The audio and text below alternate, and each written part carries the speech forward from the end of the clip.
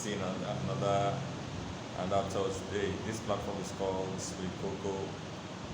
This platform is created so that people can understand the mind of God concerning relationship, concerning marriage. So we started a series that we give it a name, Ask the Counselor. People can ask different kind of questions related to marriage, relationship, and there are things that is bothering you also. I encourage people also to ask questions. You know, the Bible says in the multitude of counsel and safety. And then there's a Yoruba adage that says, let me say it in my English. That someone that is going somewhere and he asks questions from people say about where he's going cannot lose his or her way. And they know that's how they say it in Yoruba. So person when they look and go but is going to a place will not lose his way if he asks people for a way. And that's what counsel will do for you. So I've been having feedback concerning this ask the counsel. People ask me questions, and I'm grateful for people even responding. So if you have a question again, please do not hesitate to drop the question on the comment box while I try as possible to answer the ones that they asked me. I want to apologize ahead of time. Normally I'm supposed to, as I'm talking, then we'll carry the phone, read the question, and you answer. It's not that easy. It's not that easy to answer and still be talking. And as my strategy, we try as much as possible to work within the limit of time to share so that people can gain one or two things. And God will help us. So, somebody asked me a question. Let me start with that. It's say the issue of blood group issue, the testing before marriage, that is it biblical? And when the person asked me that question, I'm sure if you check our past, so if you have missed our past programs on Ask the Counselor, please go and look for them. I'm sure, like I said, in every Nelson and Sixth Sense, you will learn one or two things. And if you think we are wrong, please correct us. We are learning. Learning is a process. You can't. Nobody can say I know it all. Anybody can say he knows it all. He's looking for trouble. So understand that. So please look out for those videos on social media platforms, Instagram, YouTube, or Facebook. Those are the places that we focus for now. All at Obadebola Praise, OBADEBOLA Praise. You see the videos there. We have a page also, all issues of Obadebola Praise. So if you cannot get that, but Obadebola Praise is so easy for you to get. I'm sure you see the ID on the collar or on the screen so that you can go and look for that video. That being said, so issue of test.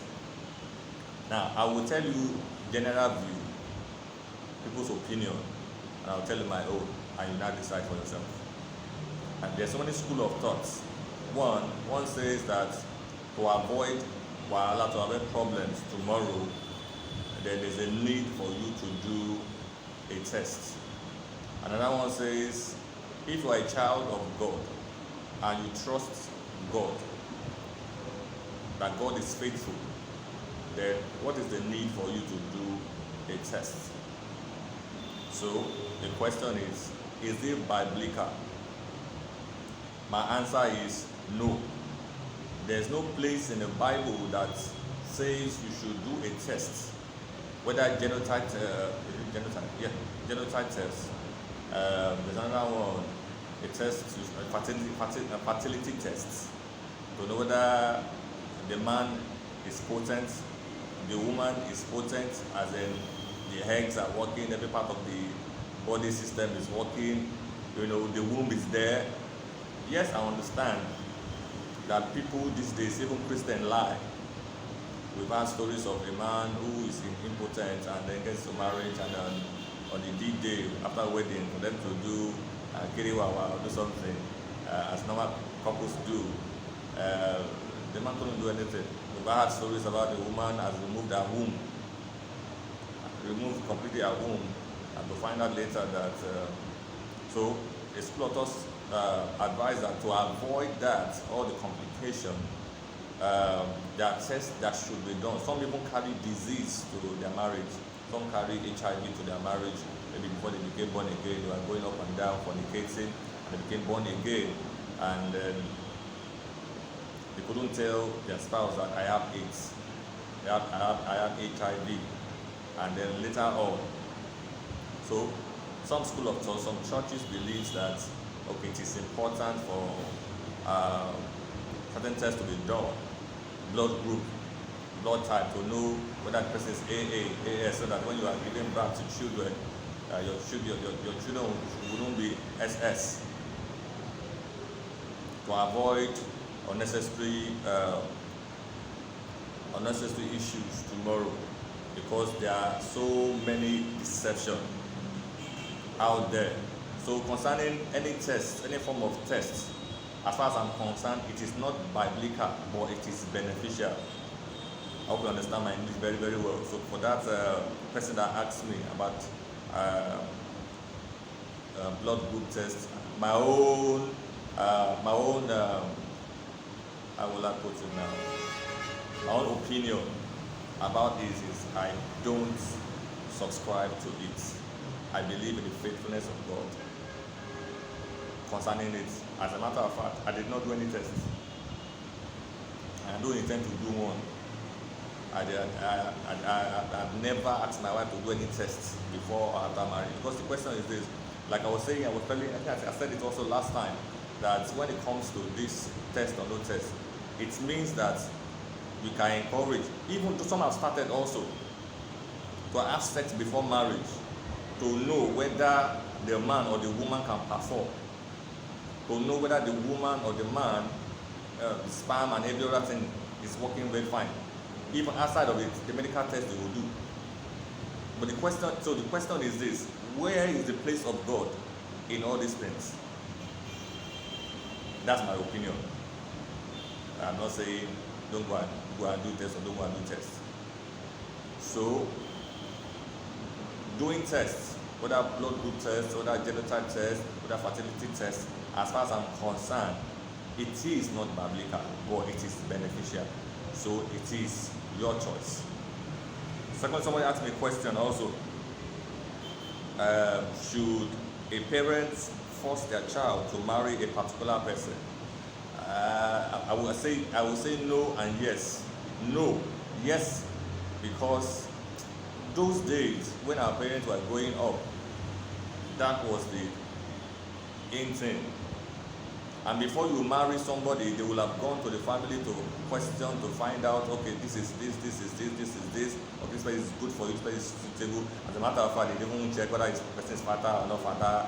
They don't go and do that blood group and all the blood group and all that. But they will go and look, ask questions about the person's generation. They will go at the lineage, what has happened, or is there anything in that lineage and the rest. Those days, and as far as I'm concerned, those days their marriage is still staying, as in it still lasts long now.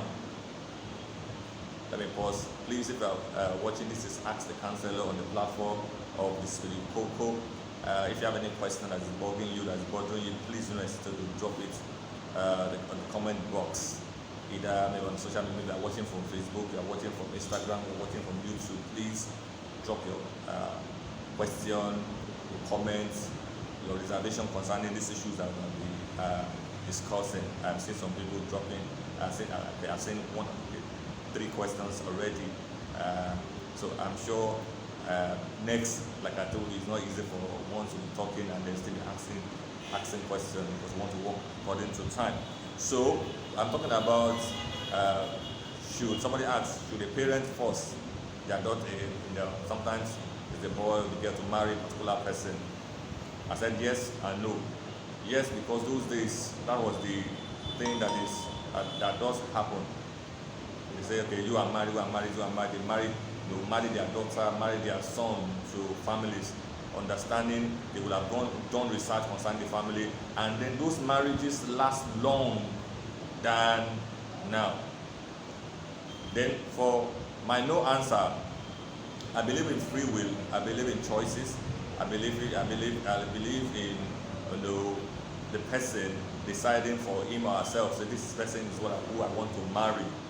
I believe that because marriage is a lifetime thing, that you as a child of God can't afford to say today I'm tired. Unfortunately, that is what is obtainable these days, where people say I'm tired because they have issues. When I say issues, I'm not talking about adultery.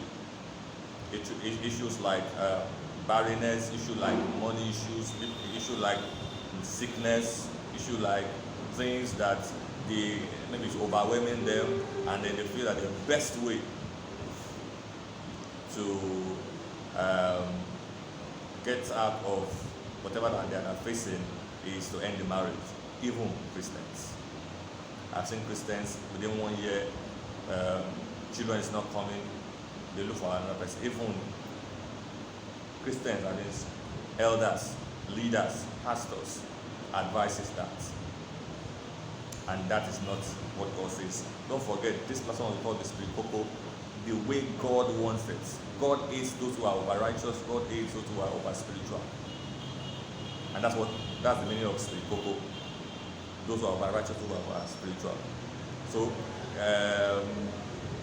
you decide for yourself.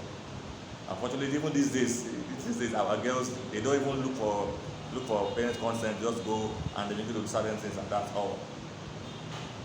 And it is God will help. God will help in this situation, because there's a lot that is happening. Even though it's a boy goes down to parenting. Someone asked a question. Okay, counseling, the issue of counseling. As I said, she said our pastor does not have an idea about these relationship issues. It's true. Like, that's why I always tell people that when it comes to counseling, it's not because the person is godly. That's what makes the person a counselor. No, it's not because the person is a professional counselor that will make his counsel or opinion good.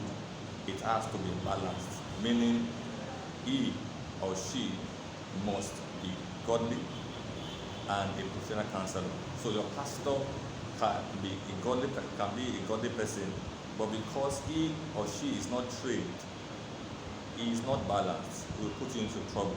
And oftentimes I've shared testimonies about how men of God, women of God put marriages and make marriages so hard. So it has to be two ways. And then an unbeliever can be a professional counselor. How do you think he or she will counsel you? He does not understand God, she does not understand God. So don't blame your pastor. We have other people out there that they are professional counselor, gather counselor, they will tell you what to do, and they are godly. And sometimes some people, they are not professional counselor, they are elders, they are godly, cannot be trained, but by experience also, they know certain things. And so when they teach you those things, it's much more better than other men of God that they are godly, but because they are not trained. Hope you understand what I'm saying. Somebody asked a question, how do I know I'm ready for marriage? And this question is, how would I put it now? Do you put an age, a particular age limit to when you ought to settle down? I will say no, because I know one thing for sure: maturity is not about age. I've seen, shockingly, somebody who's 40, a lady who's 40 years old who's still not matured mentally. I've seen people who have everything, and then their character does not show they are ready for marriage. So everything is encompassing. But I know one thing for sure, an 18-year-old girl cannot say she's ready for marriage. Why? By responsibility. Because you don't go into marriage without having nothing to offer. Those days, I would say yes, it's possible. 16, 18, they would have married you off. Don't forget, I was talking about the place of the parents deciding for the child who to marry. Those days. But now, few of our youths have finished secondary school, have finished higher institution at age 17, 18, at most 21. I got married at the age of 26. But even these days now, some agbalagba, old person, 40, 50, is not willing to settle down. So how do you know you are ready for marriage? It has to do with your mind. How mature you are when it comes to your mind, how mature you are when it comes to your character, and there are basic things that you need to put in place when you want to settle down. Physical thing, you need a house of your own. When I say house, I'm not talking about a mansion, I'm not talking about a two-bedroom flat, at least a room. You need at least to put one or two things in the room also that when you bring in a woman, you have something to offer, something to sleep on, one or two things to have in that house. Because marriage amplifies everything. Marriage is hard work. Marriage is not for boys or for girls. Marriage is for matured people, not by age, but matured in every aspect of their life. Mind, character, the way they see things, when it comes to wisdom, when it comes to, many things. Do not forget. Let me remind you once again so that people will not quote me wrong.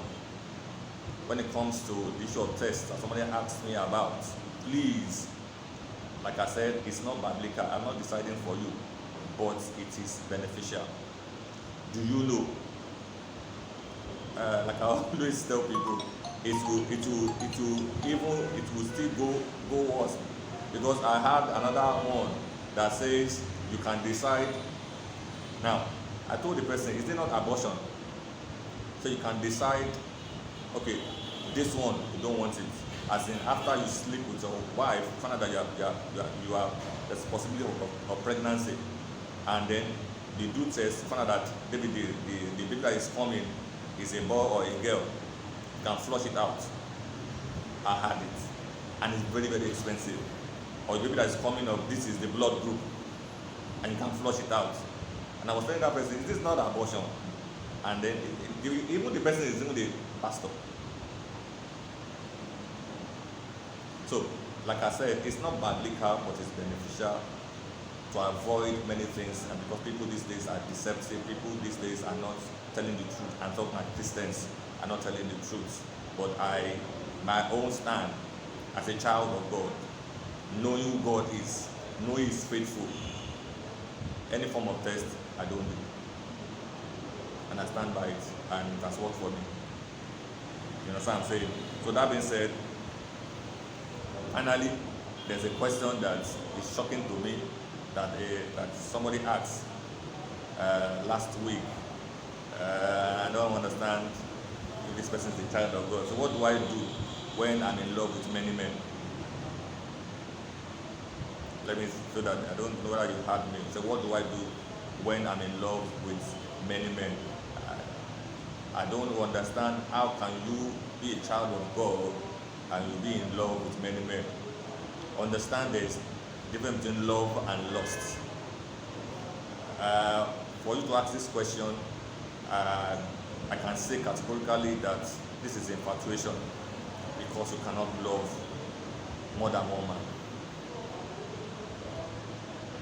Maybe how you define love, your definition of love is what is giving you issues here. Six-pack and what have you, and all the men that you are attracted to, or your expectation concerning men, and these are the men that you see, and then when they have it, you easily fall in love with them.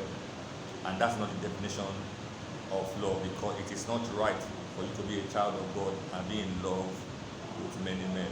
It's not right. You can't be in love with many men. You can't be in love. You can't be relating with many men like that. So please understand these things. So if you have a question, some things that are bugging you, maybe in your marriage, maybe there are things that is not right with you, please let me know. There's a question. The Holy Spirit incited me this week, yeah, and I talked about it. The issue of third party. How do you handle it? Maybe your third party, like I said, I think was it on Tuesday? Yes, on Tuesday. The third party play. Third party play. And sometimes, people focus more on the in-laws, but there are other third party. Who is a third party? Anybody that is infringing between you and your spouse. Meaning, even your child can be a third party.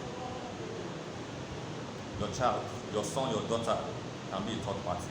You can decide to love your husband, you love your child more than your husband. You can decide to love your child more than your wife. It becomes a third party. And that's not right. So in-laws, the issue of in-laws, mother-in-law, father-in-law, brother-in-law, uncle-in-law, in-law, all those things like that, you should not allow a third party.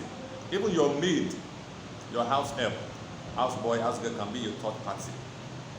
The moment you allow it, that moment you are in serious trouble. That moment you have allowed devils into your home, and that isn't good at all. So you need to avoid third party in your marriage.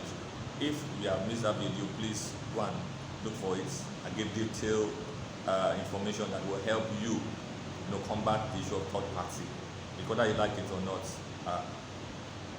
the moment you give them room, give them chance, they have entered your home, and then it will be very hard for you to, especially when it comes to the in-laws, it's very hard for you to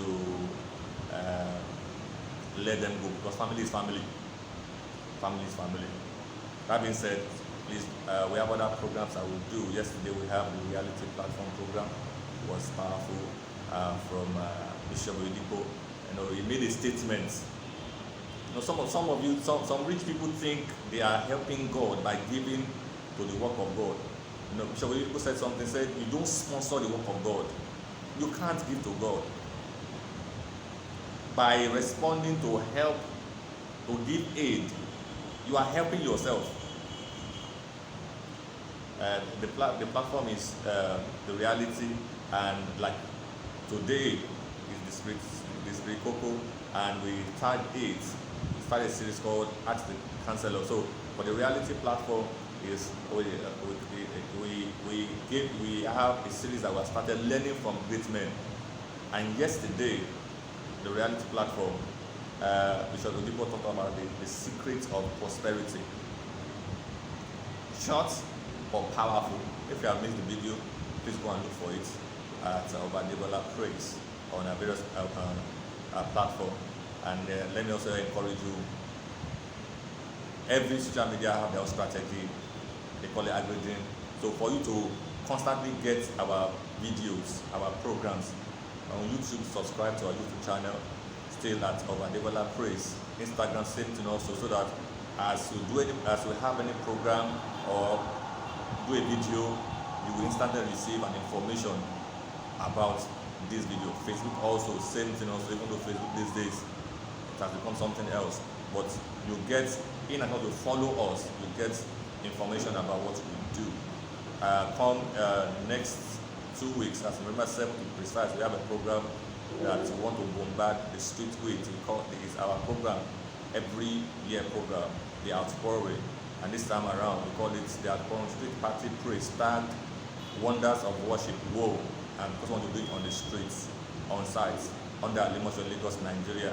And we're going to do it online also, because as we are doing on sites, we visualize on a social media platforms, you can join us. But if you are in Lagos, Nigeria, and you are in Limosho, please come around and let us praise God together on the streets. Let God pour His Spirit upon us afresh, especially in this trying time in the world. That being said, I'm not ashamed to seek for your help, to donate, to support what we do, support the Image Makers Ministry.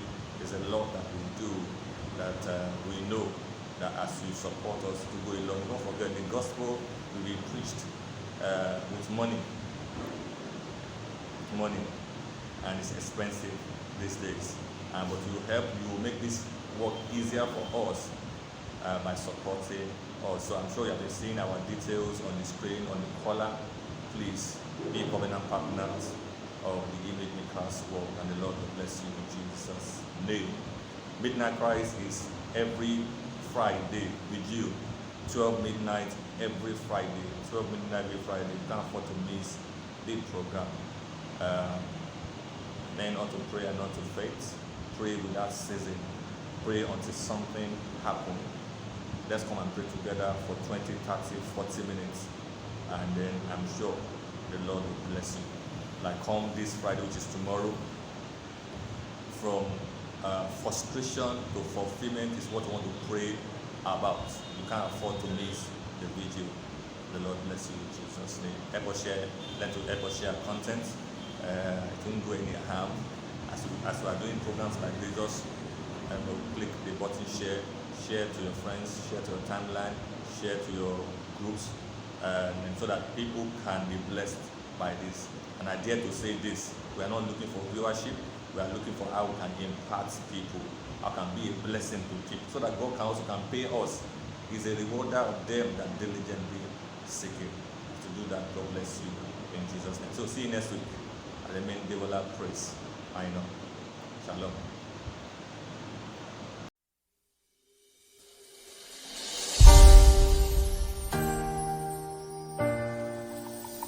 Whoa, yeah.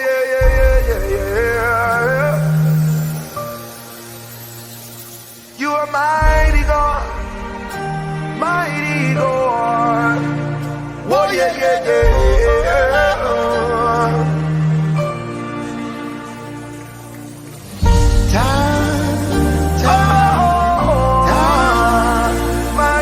Mighty one. One who sits high but looks way down low.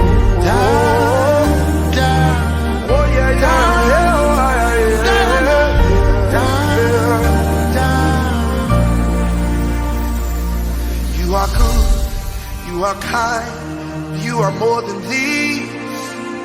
Lost for words, trying to describe you. Elohim, Elion, Ale Shelewi. The greatness is all I see. There is nothing you cannot do. There's no mountain you cannot move. If you have said it, then you will do it. 'Cause you have a track record of keeping your word, and you're not about to stop doing it now. All over Ambaye, all over Ambaye, should be one low control. Should be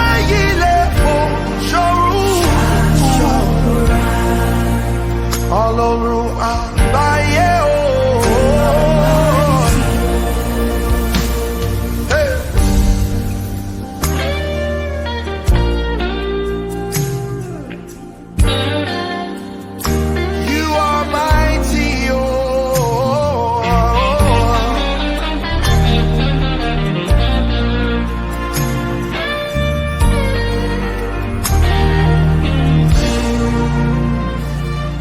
By the blood that you shed, we have overcome. This charge that acquitted for life. Then you gave us the right to your holy name.